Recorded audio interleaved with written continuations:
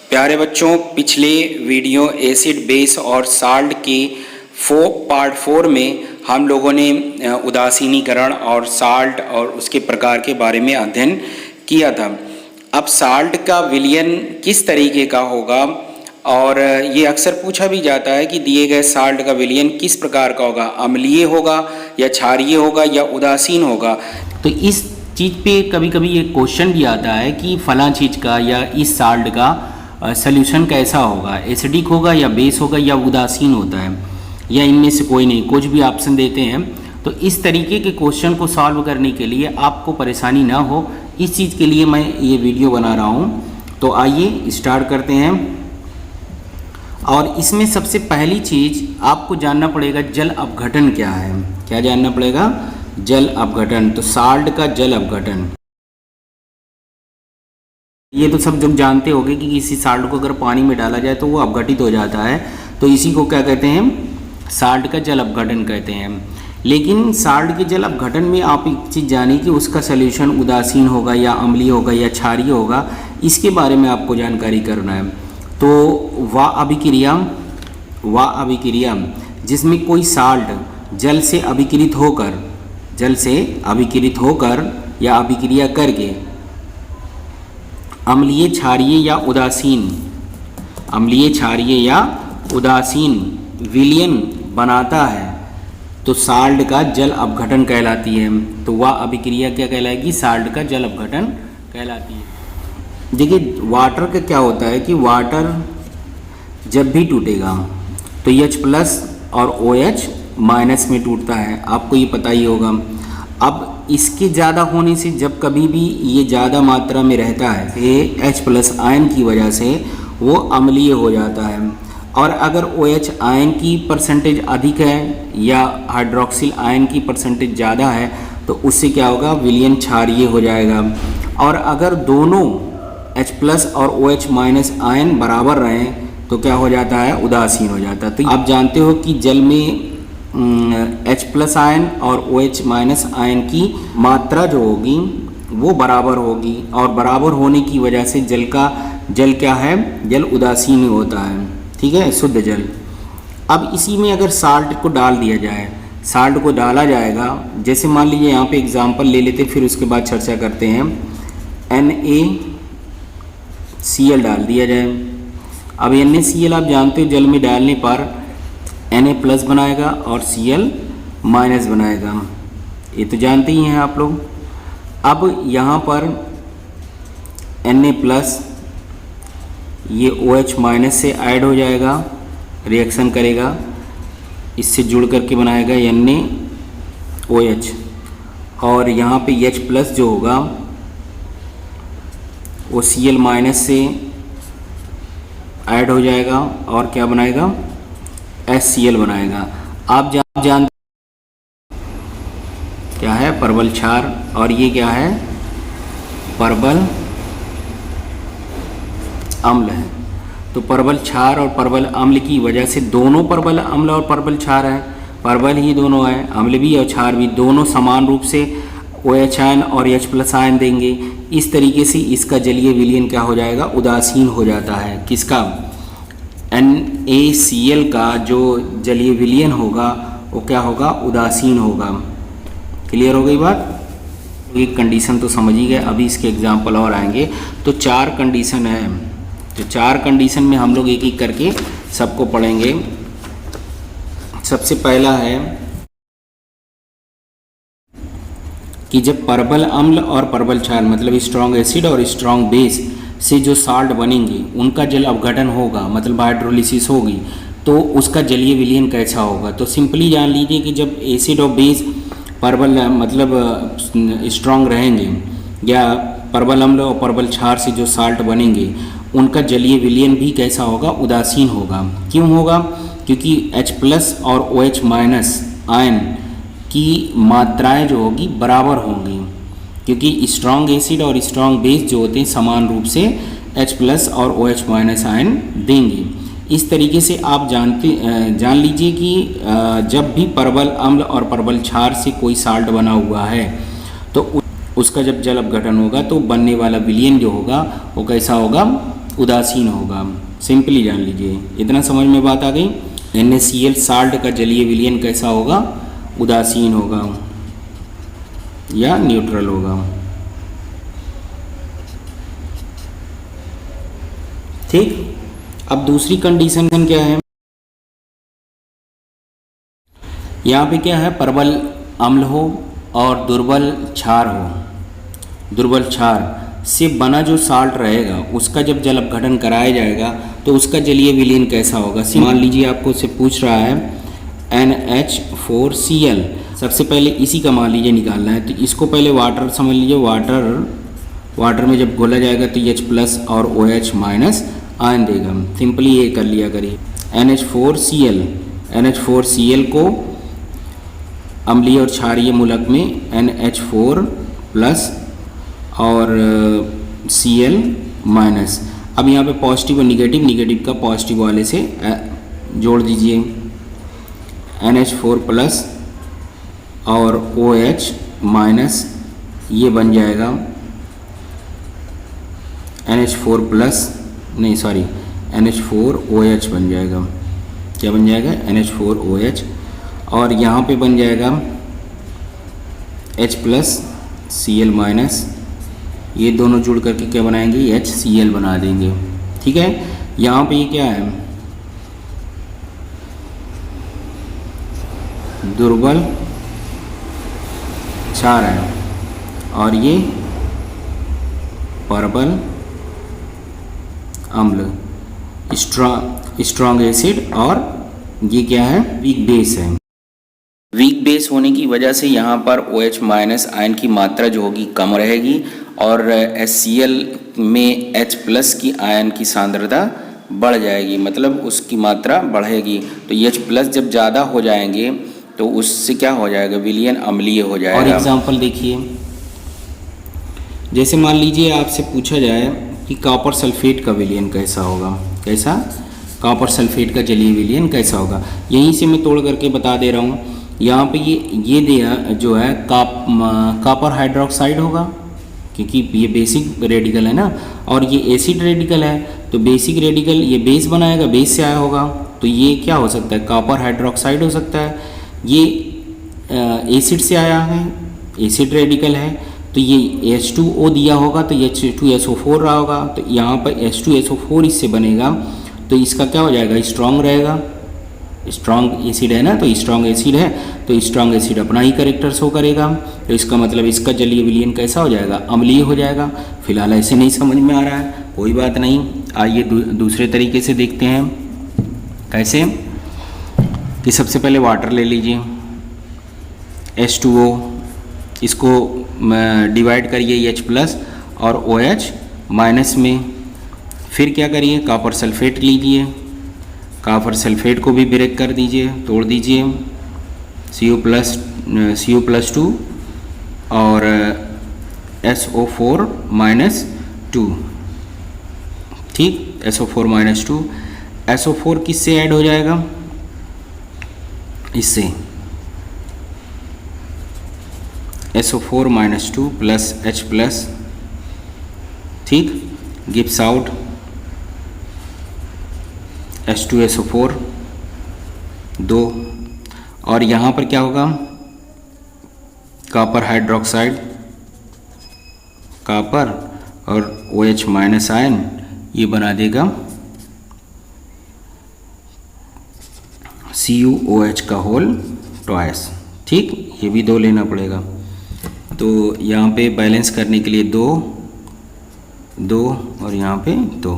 ठीक, ये तो हो गया यहाँ पर। फिलहाल उससे लेना देना नहीं बैलेंस करने से, यहाँ पे इतना जान लीजिए 2 बनेगा। और ये क्या होगा? प्रबल अम्ल होगा, और ये क्या होगा? दुर्बल क्षार होगा। तो यहाँ पे कौन गुण अपना दिखा पाएगा? जो स्ट्रांग रहेगा वही दिखाएगा। तो स्ट्रांग एसिड है तो एसिडिक कैरेक्टर दिखाएगा, तो इसका जलीय विलयन कैसा हो जाएगा? अम्लीय। तो इतना जान लीजिए कि इसका जलीय विलयन अम्लीय होगा। जैसे भी निकालना चाहो वैसे निकाल सकते हो, यहाँ से भी मैंने बता दिया। डायरेक्ट इस तरीके से कर लेना, अगर नहीं समझ में आ रहा है तो आप एसिड बेस बना करके तब समझो। कोई दिक्कत नहीं है। तो आपकी बात समझ में आ गई होगी कि परबल अम्ल और दुर्बल क्षार से बने हुए साल्ट जो रहेंगे उनका जलीय विलयन कैसा होगा, अम्लीय होगा। क्लियर। परबल अम्ल और परबल दुर्बल क्षार से जब भी साल्ट बना और उसका जल अपघटन होगा तो विलयन कैसा बनेगा, अम्लीय बनेगा। इसको याद रखिएगा, ठीक। और इसमें कैसा बना था, उदासीन बना था, ठीक। इतनी चीज़ याद रखिएगा। जब दुर्बल अम्ल और परबल क्षार से बना हुआ साल्ट रहेगा तो उसका जलीय विलयन कैसा होगा, क्षारीय होगा। जैसे दिएगा साल्ट में मान लीजिए सोडियम कार्बोनेट है, सोडियम कार्बोनेट को तोड़ोगे तो सोडियम आयन तैयार होगा और कार्बोनेट आयन तैयार होगा, ठीक।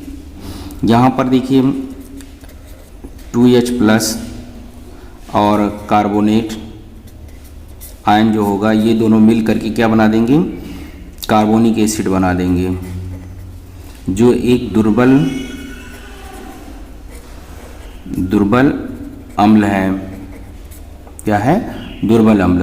और दूसरी तरफ 2Na+OH- ये दोनों ऐड हो जाएंगे तो बनाएंगे NaOH बना देंगे। यहाँ पे परबल क्षार है। अब जब जली में आप जानते हो कि इसमें H+ आयन और OH- आयन की संख्या दोनों की बराबर होती है या दोनों की मात्राएं बराबर होगी। लेकिन जब परबल क्षार है तो इसके OH आयन की मात्रा ये जो होगी बढ़ा देगा, जिससे विलयन क्या हो जाएगा, क्षारीय हो जाएगा। ऐसा भी समझ लो कि जब परबल रहेगा, जब भी परबल और दुर्बल अम्ल से कोई भी साल्ट बनता है तो उसका जलीय विलयन क्षारीय ही होगा। समझ में आया। तो इसका जलीय विलयन Na2CO3 का जलीय विलयन कैसा होगा, क्षारीय होगा। बात समझ में आई। अगला एग्जाम्पल हम लोग लेंगे सोडियम एसीटेट का। सबसे पहले हम लोग वाटर को तोड़ेंगे H+ और OH- आयन में, और सोडियम एसीटेट को तोड़ेंगे एसीटेट आयन और सोडियम आयन में। अब सोडियम आयन हाइड्रोक्सिल आयन से और एसीटेट आयन हाइड्रोजन आयन से जुड़ करके एसिटिक एसिड बनाएगा। यहाँ पे एसीटेट आयन और हाइड्रोजन आयन जुड़ करके एसिटिक एसिड बनाएंगे, और हाइड्रोक्सिल आयन सोडियम आयन से जुड़ करके ये सोडियम हाइड्रोक्साइड परबल क्षार और दुर्बल बनेगा। इस तरीके से सोडियम आयन जो होगा वो अपना ही कैरेक्टर दिखाएगा, इसलिए विलयन कैसा होगा, क्षारीय होगा। अब अगली कंडीशन है, अगर कोई ऐसा साल्ट है जो वीक एसिड और वीक बेस से बना हो और उसका जल अपघटन कराया जाए। क्या, दो सिंपल सा समझ लीजिए, दो हैं, एक अमोनियम कार्बोनेट है, अमोनियम कार्बोनेट, और दूसरा है अमोनियम एसीटेट।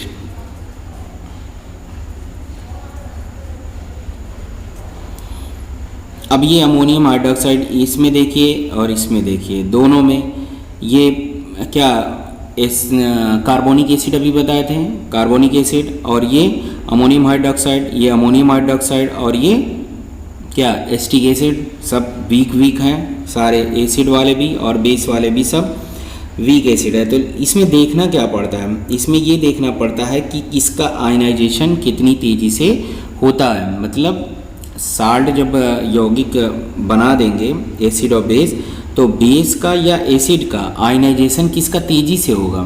मतलब H+ आयन कौन तेजी देगा कि OH आयन तेज़ी से देगा, और ज़्यादा मात्रा किसकी रहेगी, इसके ऊपर डिपेंड करता है।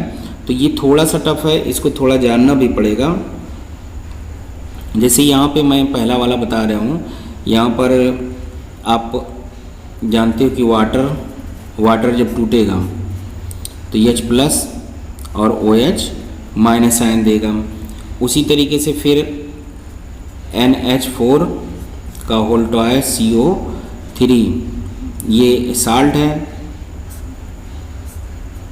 साल्ट अगर टूटेगा तो ये CO3- 2 में टूट जाएगा और NH4+ में टूट जाएगा। ठीक, ये दोनों मिल करके क्या बना देंगे, अमोनियम हाइड्रोक्साइड NH4+ और OH माइनस, ये मिल करके अमोनियम हाइड्रोक्साइड बना देंगे।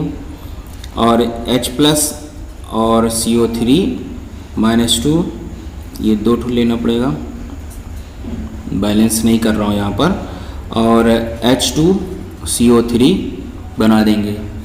ठीक है, तो यहाँ पे दोनों वीक है। तो एक चीज़ यहाँ पे जान लीजिए, अमोनियम हाइड्रोक्साइड का आयनन जो होगा H2CO3 मतलब कार्बोनिक एसिड के आयनन की तुलना में अधिक होता है। तो जब OH आयन की कंसंट्रेशन ज़्यादा हो जाएगी तो विलयन कैसा हो जाएगा, क्षारीय हो जाएगा। तो इसका जलीय विलयन कैसा होगा, क्षारीय होगा।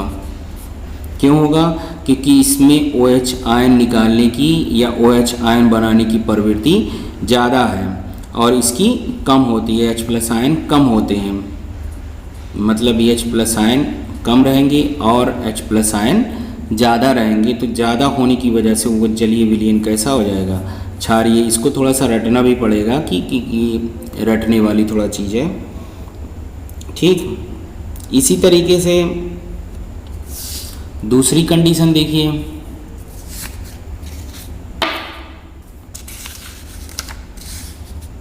दूसरा वाला साल्ट जो दिया गया है, दूसरा साल्ट दिया गया है अमोनियम एसीटेट दिया गया है। क्या, अमोनियम एसीटेट। इसमें देखिए 2 है, यहाँ से क्या बनेगा, अमोनियम हाइड्रोक्साइड और एसिटिक एसिड। जानते ही हैं आप, वाटर जब टूटेगा तो H+ और OH माइनस। ठीक, और ये बनाएगा CH3